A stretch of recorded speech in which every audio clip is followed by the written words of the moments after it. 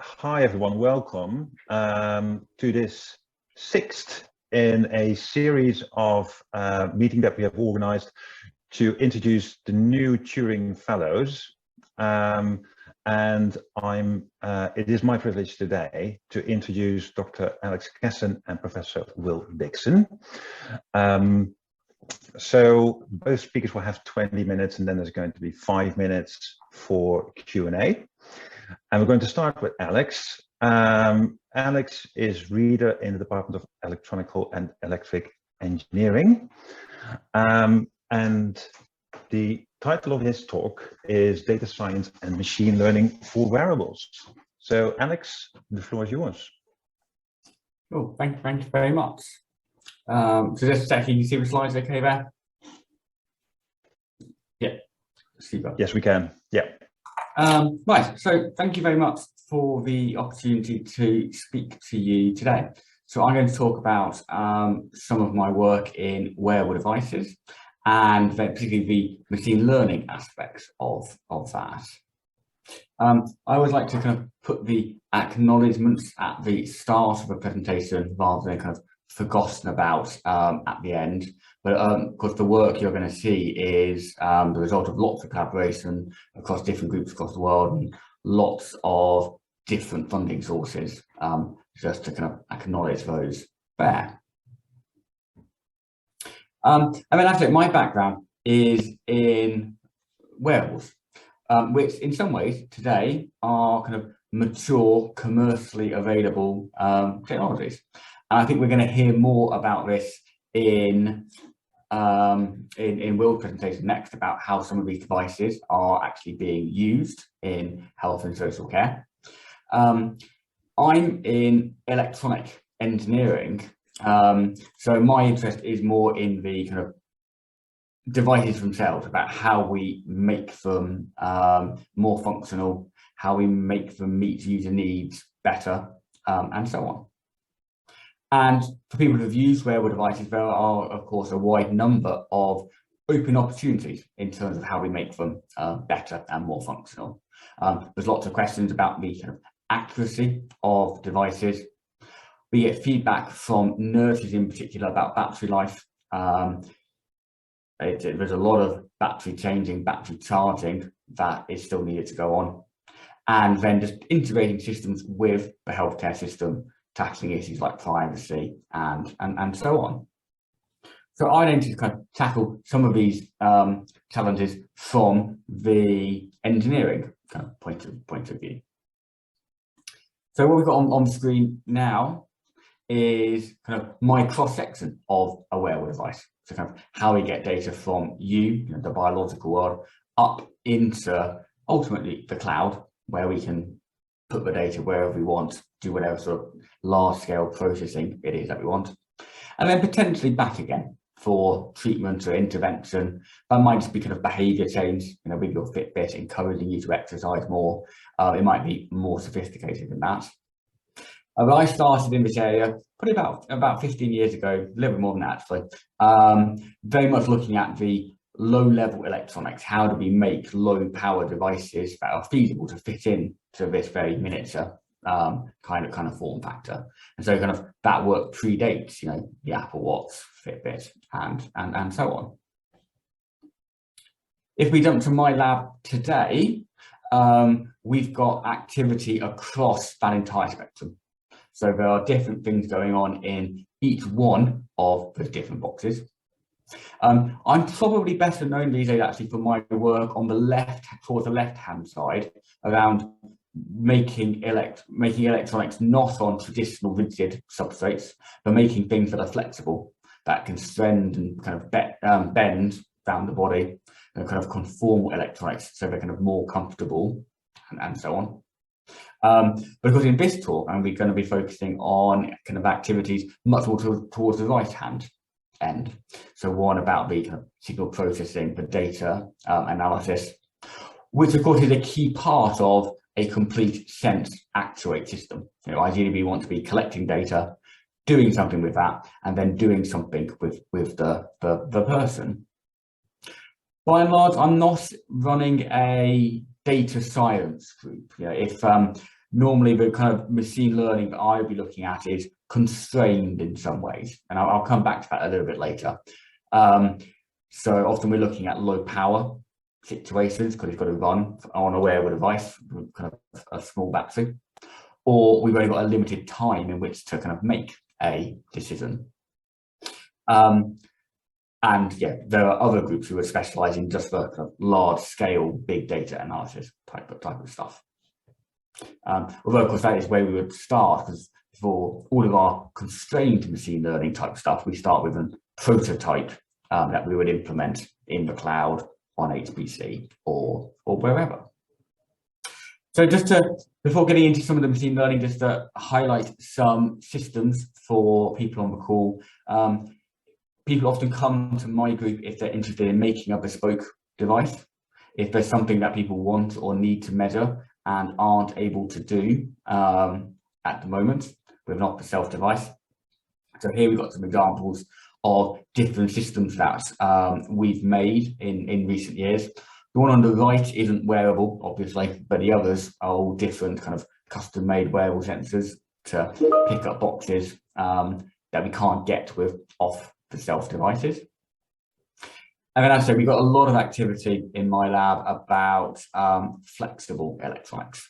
So making devices that can get better, longer-term attachments to the body. So we sometimes talk about kind of artificial skin layers. So epidermal electronics, something that sits kind of with the skin rather than a wearable kind of on top, as it were. And then a lot of people also come to my lab when they want support in using wearables, which is sometimes as simple as just advice on which systems to use. And of course, there's lots of considerations there about information governance and where the data is going. And often for your research study, a Fitbit, whilst it's well known, may well not be the best choice. Something which keeps the data local to the person has a much clearer information governance case. And then I say we might help with some of the data analysis there before really passing over to a big data type group. I'll highlight this slide at the moment. Just where I'm mainly doing that right now is for 2 long COVID works with different parts of the NHS. That's where a lot of our wearable support is going at the moment. But then in terms of the bulk of this presentation, I picked out, I think it's 3 different areas about the kind of data science and machine learning that I've been looking at with my team in recent years to go over with you. So the first of those is analysing data in the UK Biobank. So if you're not familiar with it, the Biobank was established, I think about 2009 or so, and they collect a very wide range of different samples. So there's lots of, say, blood samples and so on, from about 500,000 people in total. So there's a huge amount of data that has been collected as a resource for data analysis. There's lots of genetic type analyses that are being performed on the UK Biobank. The Biobank has also performed some wearable data collection. So they got about 100,000 people to wear a wrist-worn accelerometer device for measuring different levels of activity. And in some ways, this is a really fantastic resource. We can use this to do large-scale analysis experiments without having to collect data ourselves. It's not realistic for one lab to collect data from 100,000 from 100,000 people. And so and there's also then a lot of metadata that's been collected with this. So people did questionnaires about their mental health, for example, about whether they've got any skin conditions, arthritis. There's lots of coding data that we can use to kind of help correlate with the activity data that is recorded. And so we've done work looking at analysing the 100,000 records that we get. Now, that's actually been surprisingly challenging. I gave a dedicated presentation on this, I think in about June last year, and it's on my YouTube channel if you wanted to search for it.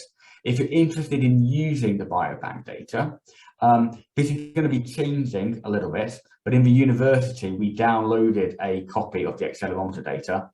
And one of the aims there was that to be an institutional version that we could help other people to use and kind of accelerate.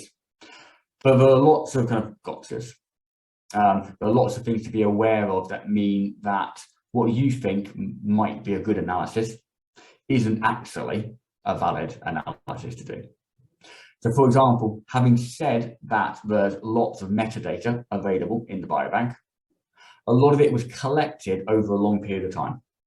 So there may well be 4, 5, 6 years between your metadata and the activity, the wearable data collection that somebody did. And so you can't assume that somebody keeps the same weight. You can't necessarily assume if somebody's got a fluctuating condition that they still have the same health condition that they did X many years ago. And if you're not aware of some of those gotchas, you can easily end up with an analysis which is correct in some senses, but not in others. So if you are thinking, if you're in the university and are thinking of analysing the biobank, the accelerometry data in the biobank, I would encourage you to get in touch, and we've been helping a number of people through this process. Or as I say, we've got a dedicated presentation on the YouTube channel about analysing that. What we were looking at in particular was how can we use some of the things we've learned from doing this big data collection experiment for improving wearable devices. So, and in particular, we did that for looking at what's called energy harvesting. So there's long been a kind of a dream of the kinetic watch. So your self-winding watch, there's no battery, it just collects energy. If I wave my arm around, it kind of winds itself up, and you never need to worry about charging it, and so on. If only you've got a watch mechanism, that's quite easy. We've had kinetic watches for a long time now, but just a watch mechanism is very low power. I mean, for a basic wearable set of electronics, you probably need at least 100 times more power than you would need just to have a watch mechanism. And so what we looked at is, how much energy can we harvest? If we look at the amount of activity people are doing, how much waving of their arms are they doing? How much energy will that let us collect? Is it going to be feasible for powering our devices? We looked at this at a total of 67,000 participants. So by the time we'd got rid of people who didn't have it on for long enough, we had to get rid of several thousand people. But as far as we can find, the previous larger study looking at energy harvesting had 20 people. So it's always nice when you can get several orders of magnitude on advancing the state of the art. Because we can look, with so many people, we can look at how does the energy harvesting potential vary between people across time of year, is it summer, is it winter, between different disease conditions, and so on. So as I said, we've made available our open source framework for doing this, and this is kind of optimized for running on the high performance computing resources here at the university. So do take a look at that if you're interested. And then just to go over some of the averaged results, we can see coming out very clearly roughly how much harvestable power is quantified on this graph we can get for different participants. Slightly more for females than it is for males. We can break down how that differs for different age groups, and perhaps unsurprisingly, as people tend to age, they are moving about less, and we can collect less energy for powering our device. So if we're looking at an aging population and making wearables for that, a self-powered wearable becomes harder the more you're looking to make it fit your use case. We can also see quite nicely on the upper graph there that people have a nice lie-in on a Saturday and Sunday. The activity is clearly starting as an average across the population much later. And then of course we can break that down into subgroups. So here we've got a control group and a matched group of people with diabetes. And we thought diabetes was a condition that was unlikely to go away. People do sometimes enter remission, but most people, once they've got a diagnosis of diabetes, they have it. And again, we can see very clear differences coming out here. So again, if we're saying we're interested in self-powered kind of wearable devices to help people with whatever their medical condition is, of course, actually we're seeing that we're getting less harvestable power when we're using it in the population with whom we want to use it. We see other patterns coming out from that. So we also looked at kind of shift workers versus non-shift workers. Obviously very different patterns of activity overnight versus not overnight. And we see lots of statistically significant differences there. And of course, the aim from my point of view now would be to use this information to drive power opportunistic sampling. So doing the wearable sensing that we want to do, doing the transmissions, the power intensive operations when we're likely to have power available to do it. Second topic I was going to touch on, and we've only got 5 minutes left, was closed loop neuromodulation. So when people think about wearable devices, they tend, these things tend to go in an order. The first thing always tends to be activity sensing, because I think from the technological point of view, it's the easiest thing to do. A bit after activity sensing, heart sensing came on board, and nearly all modern wearables would include wearable heart sensing. And there's lots of work now in getting other modalities into wearable devices. My lab's done a lot of work on brain interfacing, so trying to take kind of full head montages, things that really look like you've got on the screen here, and making them into small portable devices that people would be willing and able to kind of walk down the street wearing. But that use case is one where we've done a lot of our work about closed loop interventions. So my lab, we don't do so much stuff about behavioral changes. We're not a behavioral lab, but we're interested in what kind of technological interventions could we give to somebody. So typically this would mean monitoring somebody's data in real time. And then if we detect something has happened, stimulating the person as a result. So trying to do, sometimes it's called bioelectronic medicine. So doing some form of a stimulation rather than giving them an exercise regime or a pharmaceutical to take. Now, the big challenge in doing this is what we have on the right-hand side here about low latency signal processing. Because when we stimulate people, what we get normally are artifacts in the recording that we're trying to do at the same time. And so what we've got an example of on the screen here is brain data being recorded while we're stimulating the person. And what we're meant to have is nice clean data, and actually all you see is stimulation artifacts. So we've got to do some rapid signal analysis to get rid of those artifacts so that we can make a decision on what to do in the stimulation. And typically we maybe have kind of 20 milliseconds or so for doing that. So we just don't have time to send data up to a data center, make a decision, send it back again. The processing has got to be much more local than that. And we've investigated, what this slide is doing, saying we've investigated that for a number of different modalities. What I'm going to talk to you about is about electrical stimulation, but we've also looked at lots of different forms of sound stimulation, visual stimulation.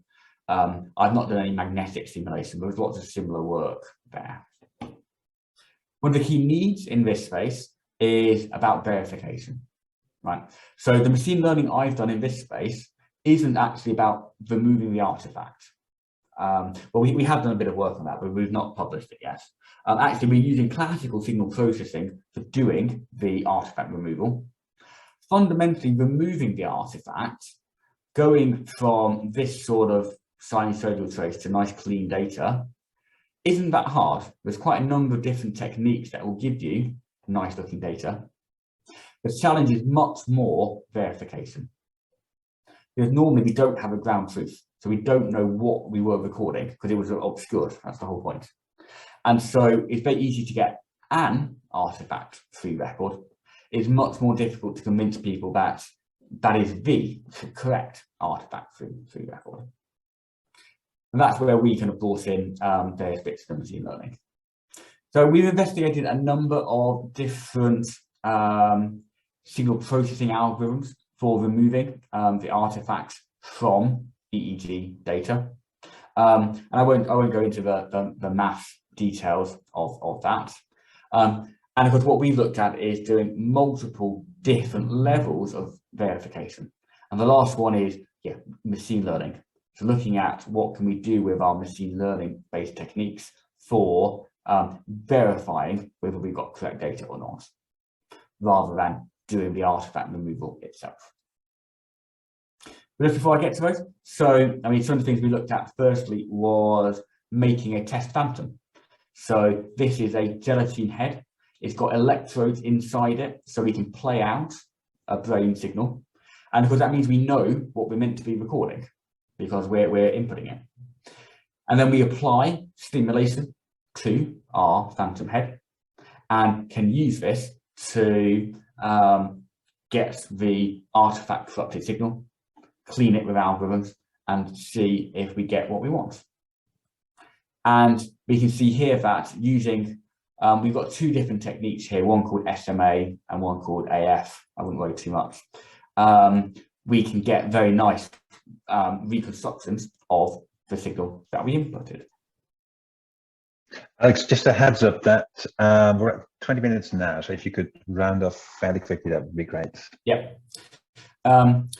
We then looked at kind of on-person testing, and we get nice looking signals. So the SAM is when we don't do any stimulation.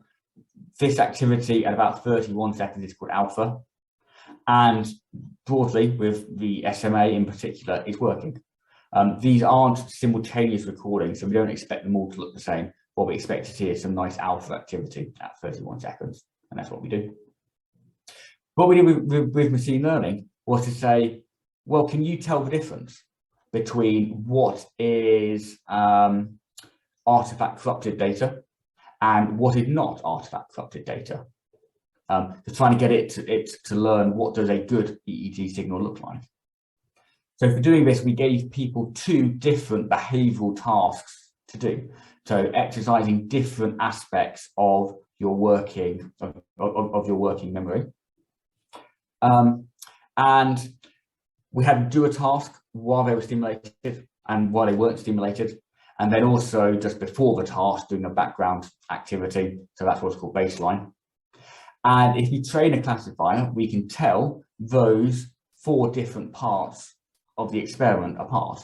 So we can tell if someone was being stimulated during baseline or stimulated during the task. And that's what we would expect. Because if there's loads of residual artifacts present, then it should be dead easy to tell if someone's being stimulated or not. It's usually quite easy to tell if someone's doing a working memory task or not, if they're in task or baseline, because they're in the because the brain activity is different when you're doing a task. Importantly for the machine learning, we can tell the two different tasks apart. So we're detecting different brain activity relating to the different tasks that somebody is doing once we've removed the artifact that's present due to stimulation. And so either kind of residual artifacts, if there were residual artifacts that were present, they would have to be correlated with what task somebody was doing. And because there's no physical or engineering reason why that would be happening. And I think I draw a line under what I'm talking about there. But I thought this was quite a nice example of using machine learning, not for machine learning itself, but to help us achieve some of our other aims. Because I'm extremely bad at timetabling, I've got loads of slides about edge machine learning. Right? If you want to implement your algorithms in a wearable device in hardware or on a companion mobile phone, essentially we can do it. We've got a number of different implementations now, and I'll leave that for next time. So, thanks, Niels. Right, thanks, Alex. I think we've got time for one or two quick questions. So any questions for Alex?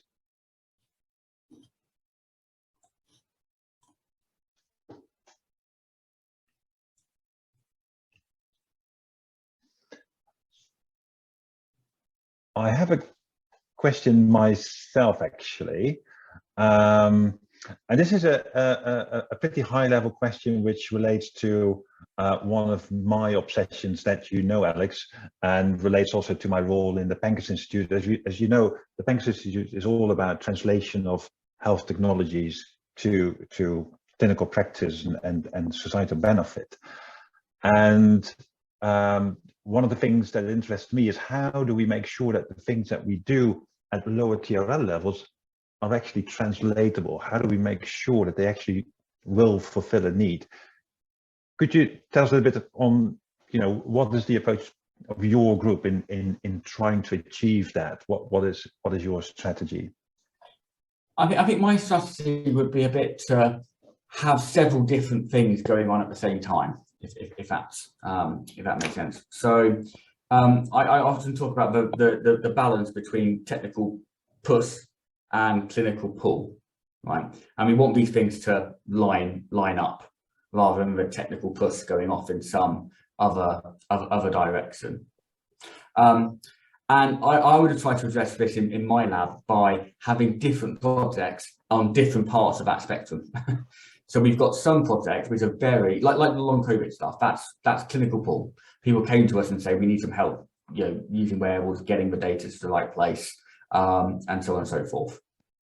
And we've got others like the flexible electronics, which is much lower TRL, is much more technical push, saying we think this will be useful, and kind of showing it to people, getting feedback.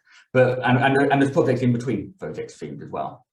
And by having those multiple steps, they all benefit each other. I think trying to do all of that in just one project is really tough. Yeah, no, that makes perfect sense. Thanks. Okay, so Alex, thanks again. And I'm going to hand over to Will, who's a consultant rheumatologist at the Northern Carolinas and also professor of digital epidemiology at the university. So Will, the floor is yours. Thank you, Niels. I'm on hospital Wi-Fi, so I hope I don't fade out.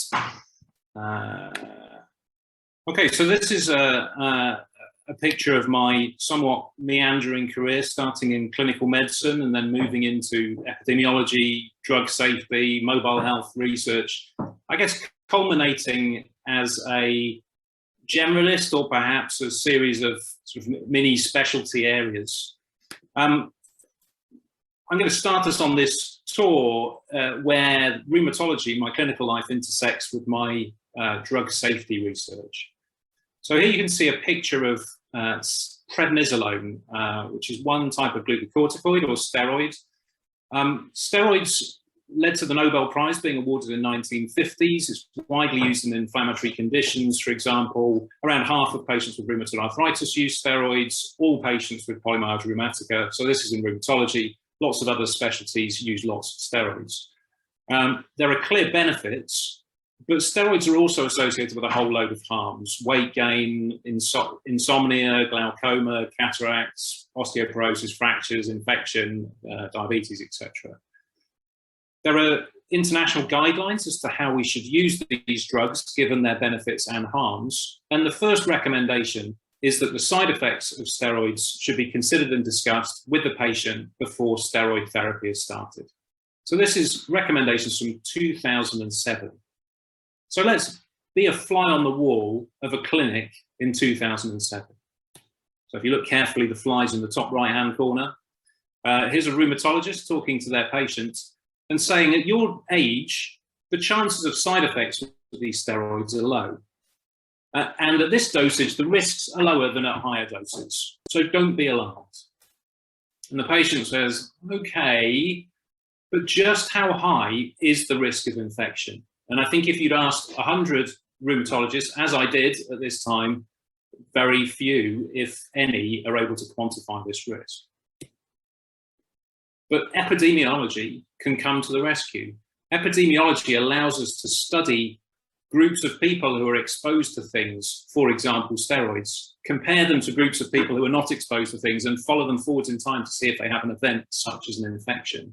So we can see whether steroids increase the risk of infections. We can see what the relationship is with dose. But if you think about the patterns of steroids that we prescribe in clinical practice, you can see that we give steroids via a range of different routes, injections, tablets. The tablet dose varies with time. And if you then get an infection at year 4, how do you link that to that weird pattern of steroid exposure? Well, historically, people have modeled steroid exposure in a whole range of different ways. Mathematically, you can look at a binary measure of current use or recent use or ever use, or you can look at current dose or recent average dose or peak dose or cumulative dose. But all of those make assumptions that we know to be wrong. I spent a year at McGill University when I was writing my application for an MRC Clinician Scientist Award about the safety of steroids. And in that application, I wrote that I would tackle this problem of time-varying drug exposure. But at the time, I didn't know how it would work. I didn't know what the data science or the statistics would be behind that. I attended this course in the MSc that was Advanced Modelling of Survival and Other Multivariable Data that was led by Michal Abrahamovich, really brilliant biostatistician. And I think this was really what kind of kick-started my interest in more advanced analytical methods. Michal had generated this statistical model for a weighted cumulative exposure where the cumulative effect of exposure was modeled as a weighted sum of all past doses, but where the weights represented the importance of the doses as a function of time elapsed. And the model decided what the weight should be. And it's truly brilliant work. Collaboratively with him, we looked at the risk of infection. We found that current doses were most important, but historical doses also mattered. And the really brilliant thing about this was that you could plug in any pattern of steroid use. You've seen that people take all sorts of different patterns, but you could put in the dose, you could put in the duration, you could put in when it was started and stopped, you could compare it to anything else, and it would come out with a relative risk. So if we go back into the clinic, and this is what we've seen before, previously, the doctor fudged the answer. After this research, the doctor's able to say this: around 4 people in every 100 get a serious infection per year. And if all of those 100 took 30 milligrams for 1 month, there would be an additional 4 infections. And so that's the first example of a few examples that I'm going to talk about at the intersection of clinical care and health data research. So broadly speaking, in clinical care, we have questions that are important for health. And we hope that research will give us answers to those questions that are relevant, interpretable, and actionable. But in the middle, across all of these different specialties, these medical specialties, comes data science. So to answer these questions, we collect data, we curate the data, we analyze the data, and hopefully we present it back in a way that is actionable. Now, this happens across all sizes of all scales, from omics data, from molecular, cell, tissue data, right through to population and environmental data. And the space that I work in is population health data, but all of this data science is relevant across the board. The data sources that I tend to use are electronic health records, but then increasingly expanding out to other digital data sources where people are able to provide information that are relevant for health research. So I said I'd talk about relevant, important questions. So here's the first question. How common is rheumatoid arthritis? A patient comes in and says, oh, I've got this. Is this rare? How do we know the answer to that? Well, we have to measure how many people have rheumatoid arthritis in the population. Or we could go out and survey everyone in the population, but that would be a big task. We could reanalyze electronic health records where we record what happens. GPs do this, they code their data, but for rheumatoid arthritis, we know from studies that about 50% of codes for that are wrong. There's lots of different types of arthritis and some of them are incorrectly coded.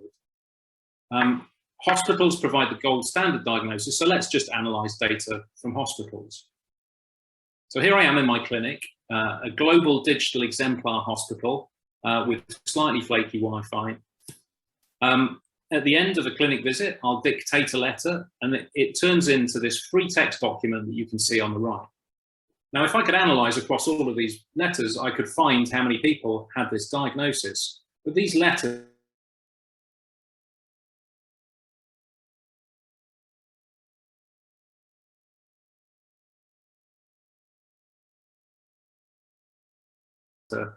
we've been text mining outpatient letters to convert this free text information into coded structured information. And here you can see grants from both the EPSRC and from a health charity, Nuffield Foundation. Let me move on to smartphones and wearables. So overlapping with Alex's talk, hence us coming together, I think, today. And this area is really exciting. It allows us to do research that we haven't previously been able to, collecting data directly from patients rather than asking doctors. Why is it better? Well, we can collect new types of data. We can collect digital versions of paper-based forms, but also self-reported information in different ways, novel sensor data. We can then link that to NHS data to further complement it. We can collect time series data more frequently, integrated into people's lives. We can reach a larger number of potential research participants. Just think about the COVID Zoe study that recruited 4 million people. We can intervene through those same devices and digital interventions. And we can change the way in which we design our studies and analyze the data. Well, so what? So what if we can collect all of that data on a bigger scale? What does that allow us to do? Well, there's 6 categories of research question that I'm going to touch on. So the first is descriptive. Can we understand how disease changes through time? What are the day-to-day variations in disease? We've not previously known that. We've asked people at 6 months, how have you been in the last 6 months? And patients say, all right, thanks, doctor. How many flares did they have? How many flares did you have? Oh, 3. And that's our understanding of chronic disease. This study, the remote monitoring of rheumatoid arthritis, or Remora, we've had people tracking their symptoms via a smartphone app. And then uniquely, we've integrated that data into the electronic health record, first at Salford Royal only, and now scaled up to many different hospitals. What we found in the first study was that patients and clinicians all liked it. And so now we're moving on to a larger scale study that I'll talk about in a while. The second type of question is etiological. So we're interested in causal relationships between exposures and outcomes, really the bedrock of epidemiology. But we're now able to look at things that are changing day to day as exposures and symptoms that are changing day to day as the outcome. So here's a question. Does the weather really affect pain? It's a myth, an urban myth that you'll have heard about. Here's a Google search from last night. Does the weather affect arthritis? Above the second most common answer, does the weather affect Wi-Fi? But we didn't answer that one. We answered, does the weather affect arthritis? We ran a national smartphone study called Cloudy with a Chance of Pain. We recruited 13,000 people from across the country, from every postcode area, and collected a massive number of symptom scores because we asked people to enter 10 symptoms on a daily basis for 6 months or more. But these types of study are difficult because, as we all know, people don't necessarily stay engaged with smartphone apps. So this is not related to health. This is just industry standards. On day one, after installing an app, only 3 in 10 people open it. And by the time you get to day 14, you're down to 1 in 10. what are the implications for health research if you study out? Well, as we started this study, we knew engagement was going to be a challenge, and so we wanted to look at our engagement patterns. And this is what you get. Here's, you can see a line per user in the study. 1 dot is a day on which they engaged, and there's all sorts of different patterns. Now, one of the reasons I'm showing you this is because it was my first exposure to the Alan Turing Institute, because we took Cloudy with a Chance of Pain data to the Alan Turing Institute summer school, and we had 3 PhD students work on the project. And David Selby, who was then a PhD student at Warwick, and now a research associate with us in the Centre for Epidemiology versus Arthritis, David worked on the engagement patterns. So he took this data, he ran a hidden Markov model, identifying periods of high and low engagement, seen in dark and light grey. And then he clustered them so you could see periods of high engagement in red, medium engagement in purple, low engagement in green, and then what we call the tourists here in blue, people who just entered data for a day and then cleared off. 1 in 7 participants were high engagers. Now, all of this matters because in epidemiology, we need to understand whether there are biases. Are there biases of who we select into the study? Are there selection biases out of the study? And so David's work on clustering allowed us to study that across the population. And what we found was that the tourists were slightly younger, as you might expect, were proportionally more men. But importantly, there was no difference in their beliefs about the weather-pain relationship. Therefore, we didn't believe that this would influence the results of our analysis of the weather-pain relationship. So the analysis was difficult, as you might imagine. We've got changing weather variables through time. We've got changing symptoms through time, lots of people dropping in and out through the study. We had to add into our team some of the sharpest minds in data science. So Malcolm McClure from Vancouver, he introduced the case crossover design, he invented it. He kindly joined the team, as did Antonio Gasparini from the London School of Hygiene and Tropical Medicine, who's doing a kind of modern interpretation of Malcolm's case crossover design for a mobile health era. So here's the publication from that study. And just to show you what happened on the day of release, we were the 6th item in the BBC News here. Pain more likely to feel pain on, people more likely to feel pain on humid days, which really shows that this data science matters, a real public interest, and we had tons of response from the public to the results and people sharing their stories. And if you note carefully there, we were 2 points ahead of the 8th news story, tiger poacher who ate bear penises was arrested. So we did well to get above him. In clinic, in fact, today in clinic, a patient asked me this: how much physical activity can I do, doctor, without making my symptoms worse? How much should I do? And I say things like, well, do as much as you can, but not too much. And that's clearly not at all helpful. I'm going to introduce this study, Watch Your Steps, which overlaps with Alex's work here in wearables. This is a smart watch study that we did in partnership with Google Fit. Really just a feasibility study to know whether we could track symptoms on a smartwatch face and also pull sensor data out of the back of the watch. We really pushed the limit of how often we ask people questions. You can see here that we're asking people over 20 questions per day. David, now no longer an intern at Warwick, but a postdoc with us, he updated his engagement patterns. Here is a ridge plot, and you can see that the engagement's pretty good, but variable across the cohort. Here you can see 3 highlighted participants and their pain level, but lots of people contributing pain that's going up and down. But the big question is, when we see changes in pain, as you can see in the Mr. Blue here in the middle, is that caused by something? And is it caused by something we're measuring? Perhaps they did more activity that led to an increase in their pain. But we're tracking their patterns of activity through their wrist-worn device. And so we're just starting to analyze this data now to see if we can spot patterns of physical activity that might exacerbate symptoms. And the long-term goal here is that we want to be able to automatically guide people as to how much activity they do, having learned what their personal relationship is between their patterns of activity and their symptoms, so that they can do enough, but not too much. So the third question here is predictive.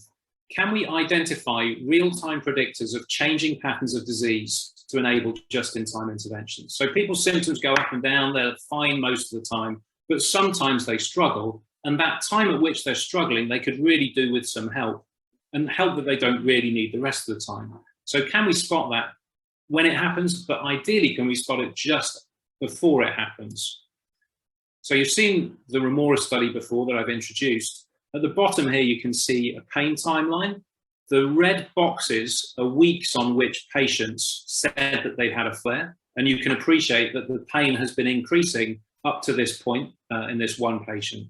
And the idea is that we could spot the pre-flare period and deliver a digital intervention via the patient's own device, such as coping strategies and how to manage a flare. We've got a grant application in at the moment to do just that.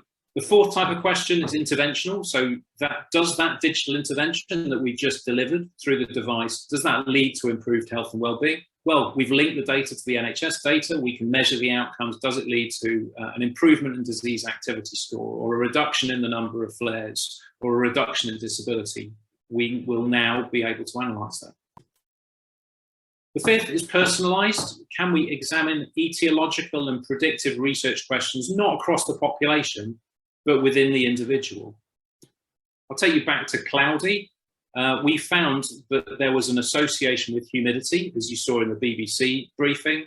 But this is work led by Belay Burley-Yman in the centre. And he found, as you'd expect there with humidity, that there are people who are, individuals who are very sensitive to humidity, and very few who are sensitive to it being dry.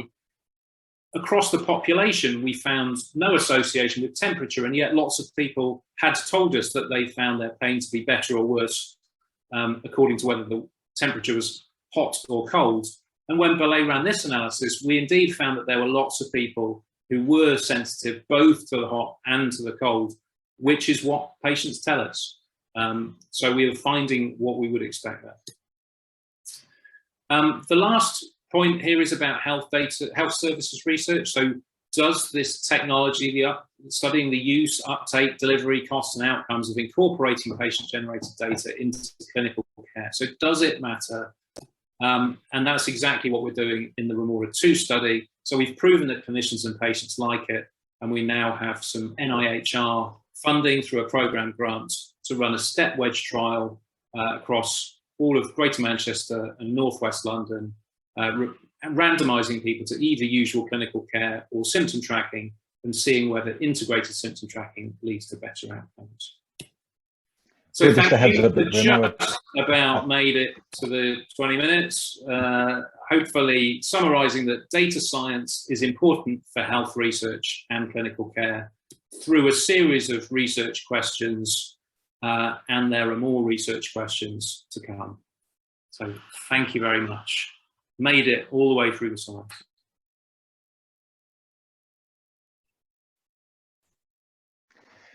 Many thanks, Will, for a really inspiring presentation. The floor is open for questions.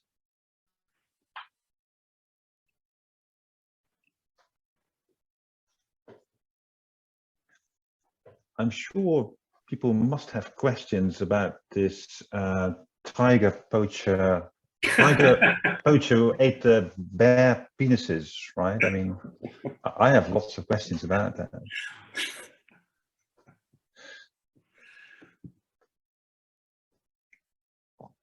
If not, I do have a question actually, which is kind of the inverse of the question that I asked Alex. So in the wearable space where Alex works, there's just constantly lots and lots going on in terms of new technology. So every time I hear Alex speaking, for instance, I hear new things that I wasn't aware that they were even possible.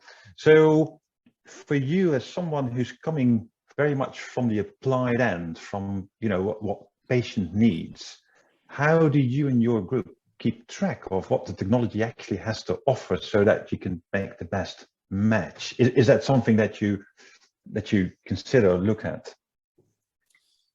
I think the way to answer that is that in clinical practice, you kind of have an understanding of what is it that we need to do a good job, right? So in order for me to make the right decisions about how to treat my patients, I need to know how their disease has changed through time. And you can measure that in all sorts of different ways. You can ask the patient, you can ask them to track their symptoms, but in rheumatoid arthritis, as your disease gets worse, your physical activity patterns change. You do less activity because your joints hurt. Now, sensors can track that. So wearables is a big opportunity for musculoskeletal disease like it is for neurological disease. So there's a need, because I don't currently know exactly how people's disease changes. So wearables could help. But the outputs of it need to do what I need them to do. So it needs to be clinically interpretable. And I think that is the big kind of chasm at the moment. So we can measure stuff and we can show that there are associations, but actually, can we translate it into the clinic? Well, you need to think from the perspective of the clinicians in this instance. But you may take a different perspective. How's it going to help patients? Well, what is it the patients need? And let's build it in a way that's useful for them. Yeah. Yeah, no, that makes sense. Any other questions for Will?